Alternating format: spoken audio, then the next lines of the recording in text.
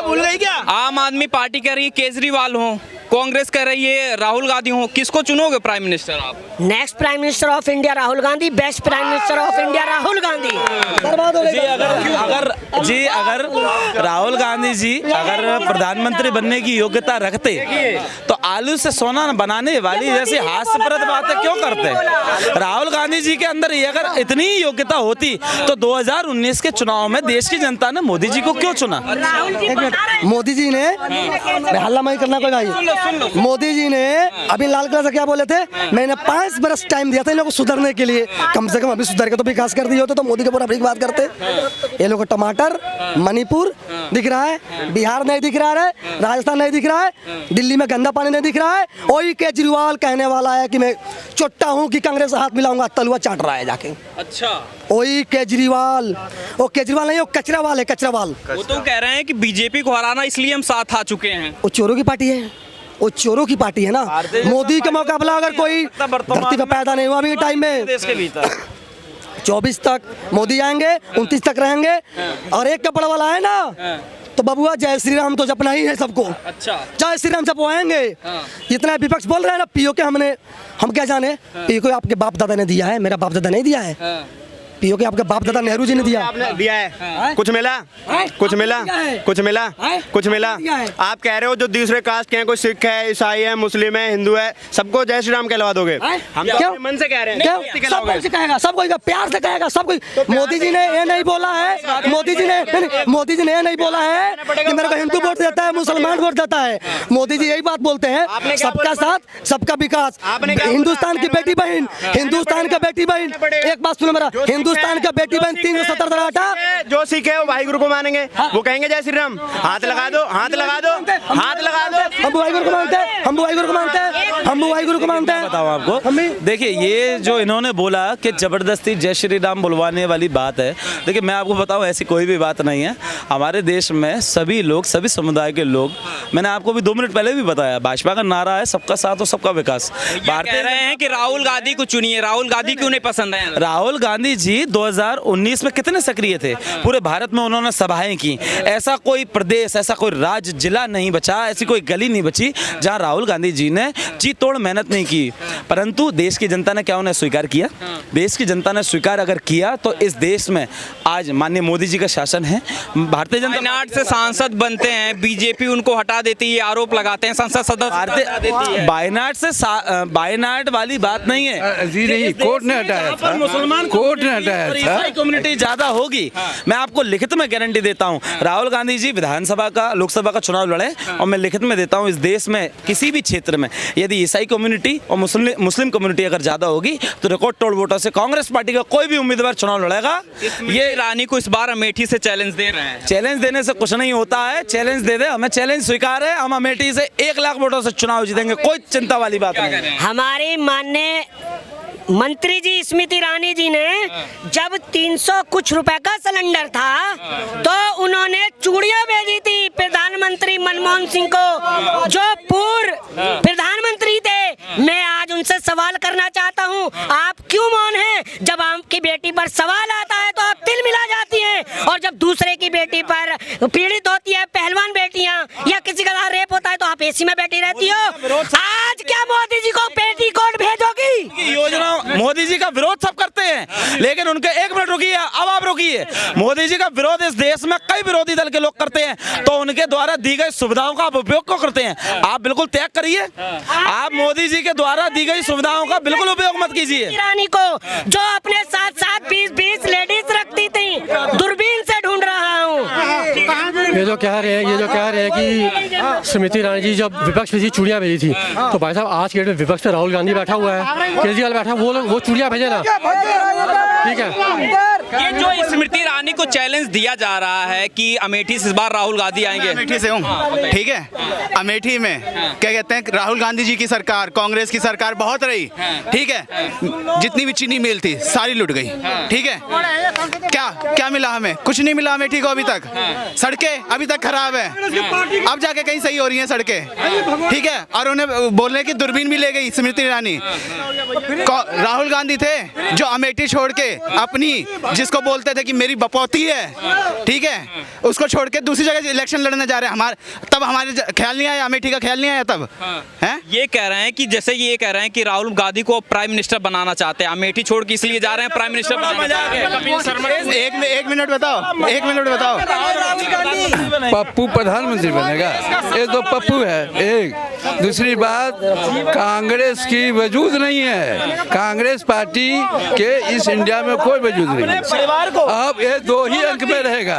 जो एक मिनट, जो व्यक्ति अपने परिवार को नहीं जोड़ सकता, माता जी अलग रहती हैं, जमीनों पर कब्जा करने वाले आदरणीय उनके रॉबर्ट वाड्रा जीजा जी अलग रहते हैं, बहन उनकी अलग रहती है, वो स्वयं अलग रहते हैं। 80 वर्ष की 75 वर्ष की उनकी स्वयं की माँ है, वो उनके साथ में नहीं रहते। ये भारत जोड़ो यात्रा निकाले, आपको किस एंगल से लगता है कि ये देश जोड़ेंगे? दिवाली बनाई है। अपना परिवार जो व्यक्ति नहीं जोड़ सकता, वो इस देश के लिए भारत जोड़ो यात्रा निकाल के पूरे देश को बेवकूफ बना रहा है वो आदमी।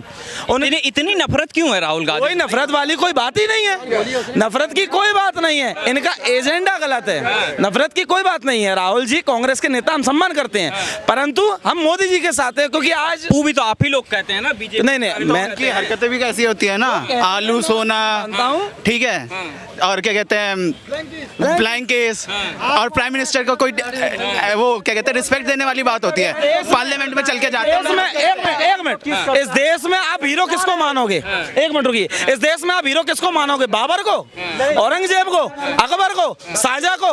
इस देश में अगर हम लोग किसी को हीरो मानते हैं, राजा पृथ्वीराज चौहान को मानते हैं, महाराणा प्रताप को मानते हैं, वीर शिवाजी महाराज को मानते हैं, क्या हम अपना आदर्श औरंगजेब को बनाएंगे? क्या हम अपना आदर्श हुमायूं और शाहजहां को बनाएंगे? अगर हमारे देश में आदर्श के लिए कोई चीज़ है तो हमारे प्रभु श्री रामचंद्र जी हैं, हमारे महाराणा प्रताप जी हैं, वीर शिवाजी महाराज हैं। हमारे यहाँ कमी क्या है?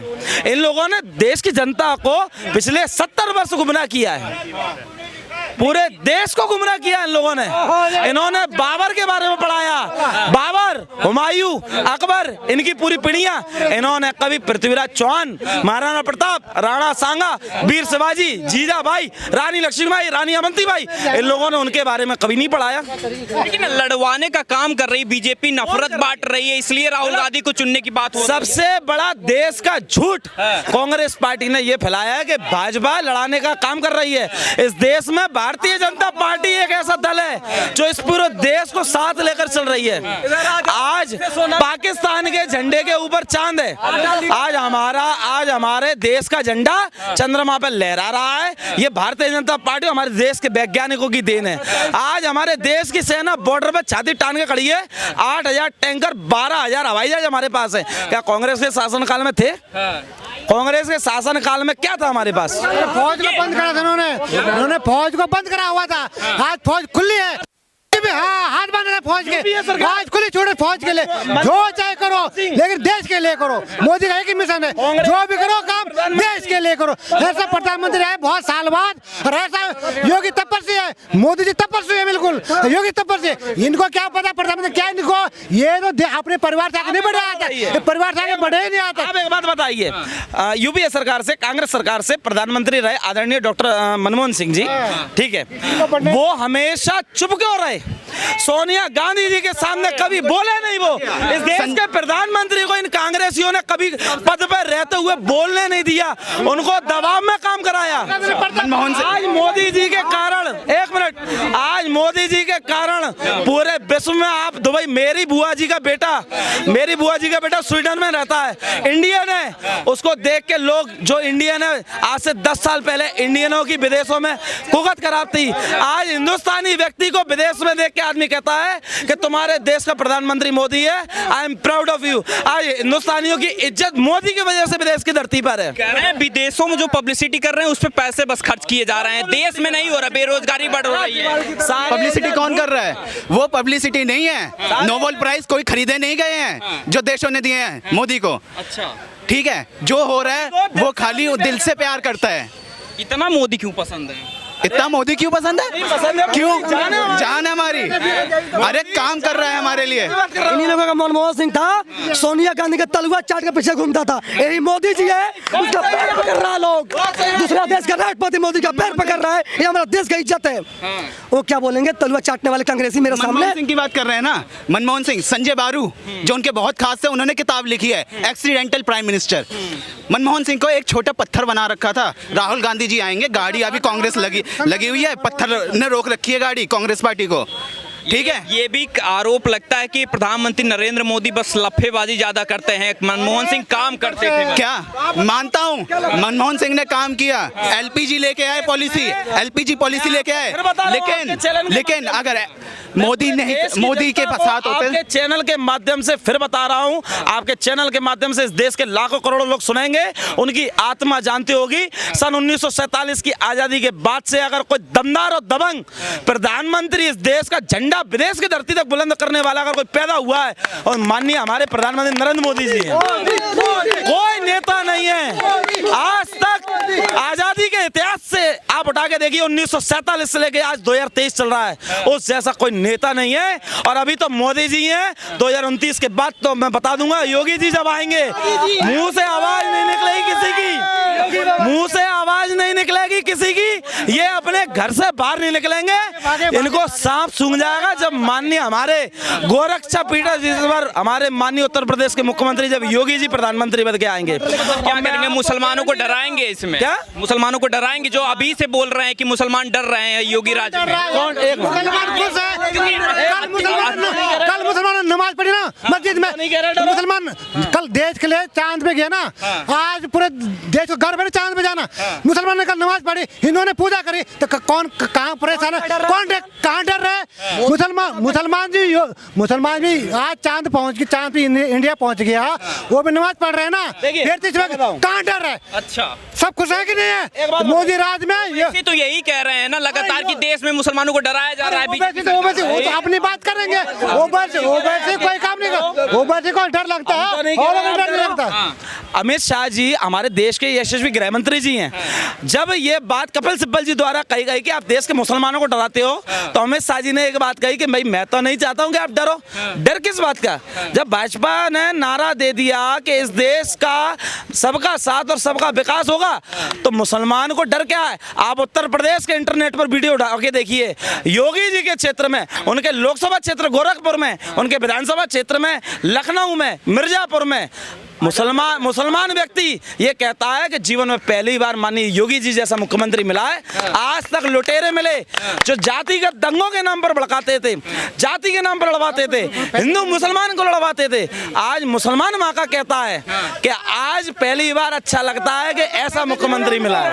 लेकिन ये भी एक आरोप लगता है कि अगर जो है मोदी इस बार आए, क्योंकि राहुल गांधी जो इंडिया अलायंस बना हुआ है वो ये भी कह रहा है कि अगर इस बार मोदी जी आगे संविधान बदल देंगे, इस देश का कानून बदल देंगे, ये भी आरोप लगा। तो मैं तो ये समझता हूँ कि राहुल जी ने जब इतने विश्वास से कह दिया है कि मोदी जी आ जाएंगे, तो राहुल जी को मैं हाथ जोड़ के धन्यवाद देता हूँ, क्योंकि राहुल जी अगर कहें या ना कहें, देश की जनता मोदी जी को 2024 में लाएगी। नहीं तो मैं अपना सर काट के इस कनाड प्लेस में दिल्ली में यहाँ रख के जाऊंगा।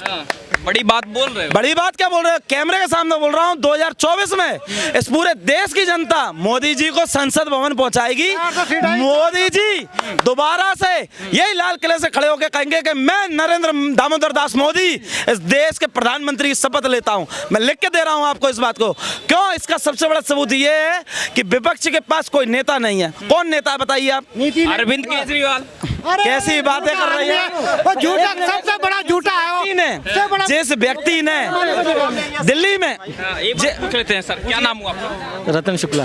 कैसे लगते हैं अरविंद केजरीवाल आपको? बिल्कुल, मैं तो कभी नहीं सपोर्ट, अरविंद केजरीवाल का कभी सपोर्ट ही नहीं किया।